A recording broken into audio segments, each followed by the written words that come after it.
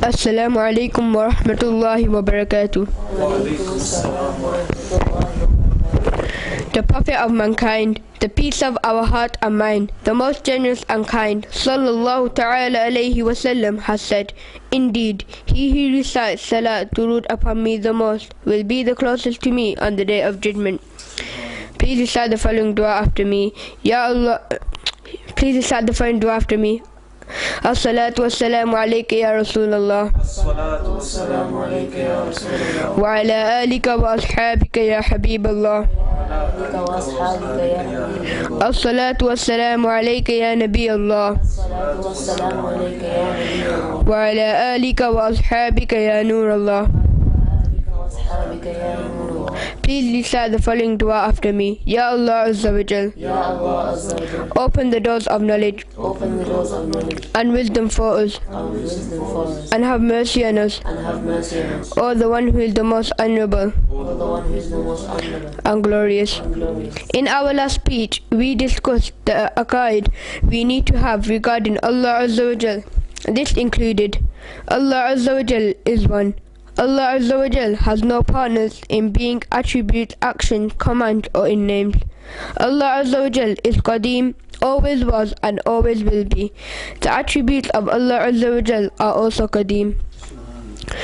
Allah Azza wa Jal is Wajibul Wujud, meaning His existence is necessary. It is impossible for us to comprehend that the being Zat of Allah Azza wa Jal through means of reason. Aqida. Allah Azza wa Jal is not a father of anyone, nor is He a son of anyone, nor does He have any wife. Anyone who claims that Allah Azza wa Jal is the father or son of anyone, or says that Allah Azza wa Jal has a wife, is an unbeliever. Even if one thinks of these to be possible, then he is misled and buddeen. Today, the Christians and even some Muslims, Allah Azza wa Jal forbid, refer to humans as the children of God.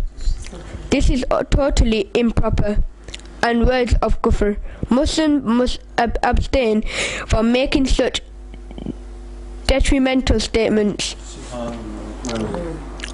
Aqida. Allah Azza wa Jal is here. In other words, Allah Azza wa Jal is all existing, and the life of everything is in His control. He gives life. Just one correction. Allah Azza wa Jal is Hayy. Allah Azza wa Jal is Hayy.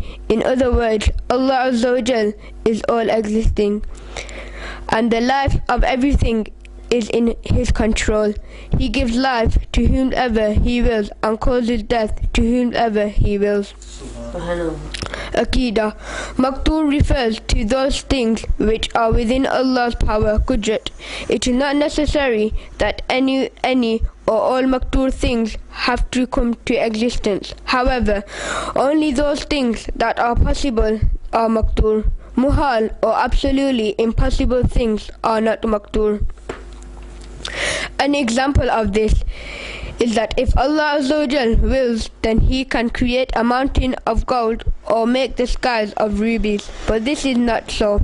If therefore it does not mean that it must be existence, it is His will that He brings into existence whatever He Azza wa Jal wills. Aqida. Allah Azza wa Jal is all splendid and most graceful. He is free from all that which has shortage or defect. It is absolutely impossible for there to be any shortages of defects in Allah Azza wa Jal.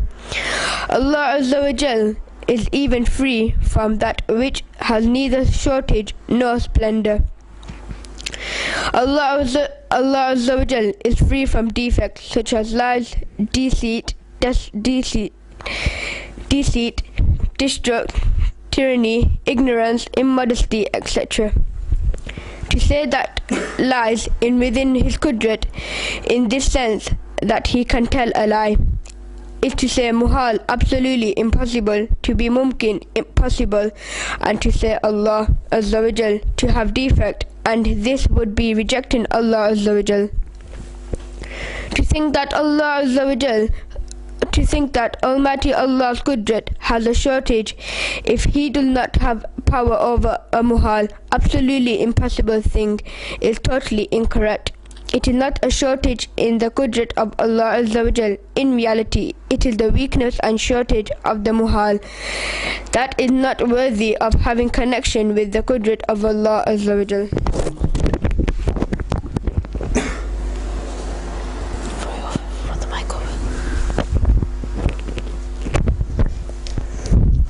Aqida. Existence, power, hearing, seeing, speech, kalam, knowledge and will, irada, are all His self-attributes, but He Azza wa Jal does not depend on ears, eyes and tongue to hear, see or speak, since these are all physical forms of the body, and Allah Azza wa Jal is free from any physical form. He hears the faintest of sounds and sees the most minute, smallest of things, even that which cannot be seen under the lenses of a microscope. His seeing and hearing is not only confined to this, but He Azza wa Jal is all seeing and all hearing. We thus say that Allah Azza wa Jal sees absolutely and hears absolutely. Subhanallah. Aqida, like all His other attributes, His kalam, words, speech, is also qadim, uncreated. It is not a creation. The Holy Quran is Allah's kalam. Any person who says the Quran to be a creation has been termed a kafir by our Imam Azam Abu Hanifa radiallahu anhu and all the other great Imams. Actually, the kufr, infidelity of such a person is proven from the Sahaba-i-Kiram Ridwanullahi ta'ala alayhim ajma'een. Aqida. His kalam is free from sound. The Quran Sharif that we recite with our tongue and which we read from written form is the uncreated kalam of Allah without any sound. Our reading, writing and our voices are hadith, creation. In other words, our recitation is creation, that we have been recited is qadim. Our writing is hadith, and that which we have written is uncreated. Our listening is creation, and that which we have heard is uncreated. Our memorizing is creation, and that which we have memorized is uncreated. Aqida. Almighty Allah's knowledge encircles, surrounds everything, whether it is in full or partial, or it be present, possible, totally impossible.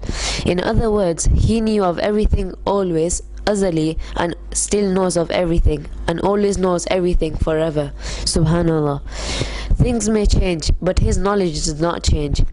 He Azza wa Jal is aware of the fears and whispering of the hearts. There is no limit to His knowledge. Subhanallah. Aqida. He knows everything apparent and hidden. Ilm-e Zati, self-knowledge, is His unique attribute. Any person who tries to prove Ilm-e Zati, be it of present or hidden, for any but Allah is an unbeliever. Ilm-e Zati means Allah's self-knowledge, which is unattained and uncreated. Aqida. He Azza wa Jal is the creator of everything, be it beings or actions. Everything that has been created by Allah Azza wa Jal. Aqida. In reality, it is Allah Azza wa Jal who sends down sustenance. The angels, etc. are only means and channels of delivering the sustenance. Subhanallah.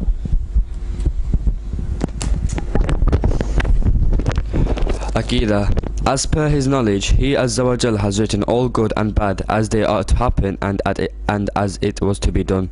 It is not so that we have to do as He has written. We has written as we would to do. Thus, if Allah wrote bad for a certain person, then it was because that person was to do bad. If he was to do good, then Allah would have written good for him. His writing did not force any person to do anything. This is known as taqdeer.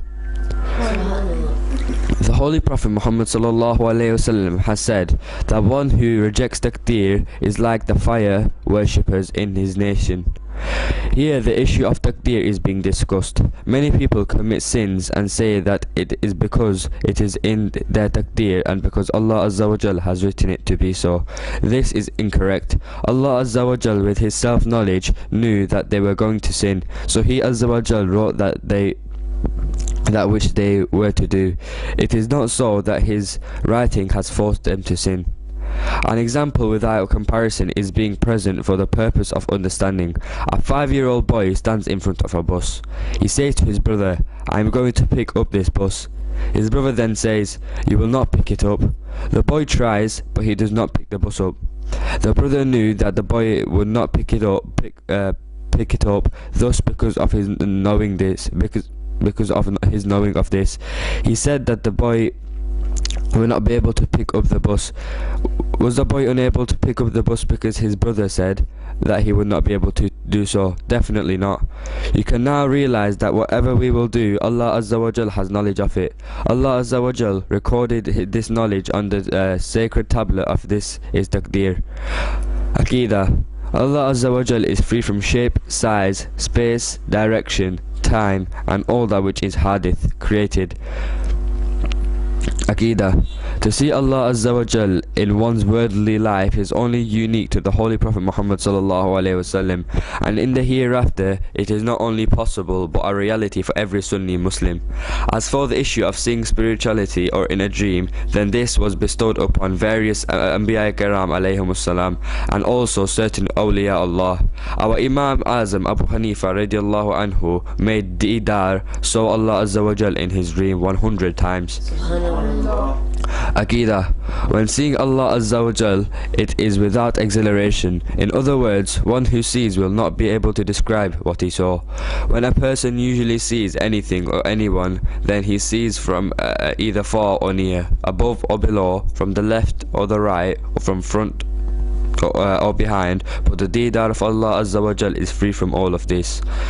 It is usually asked how and why this will happen. The answer to this is that there is no place for such a question in this issue. When we see, then we will be able to answer this question. The crux of all this is that if the mind intellect reaches it, engulfs it, then it is not Allah Azza wa Jal, for the mind cannot reach, engulf Allah Azza wa Jal. It is also muhal, absolutely impossible, that the eyes will encircle Allah Azza wa Jal when seeing Him. May Allah Azza wa Jal accept our efforts and give us the ability to learn and safeguard our Aqeedah. Ameen. Please remember us in your du'as. Jazakallah khair. Assalamu alaikum wa rahmatullahi wa barakatuh. Wa alaikum assalam wa rahmatullahi.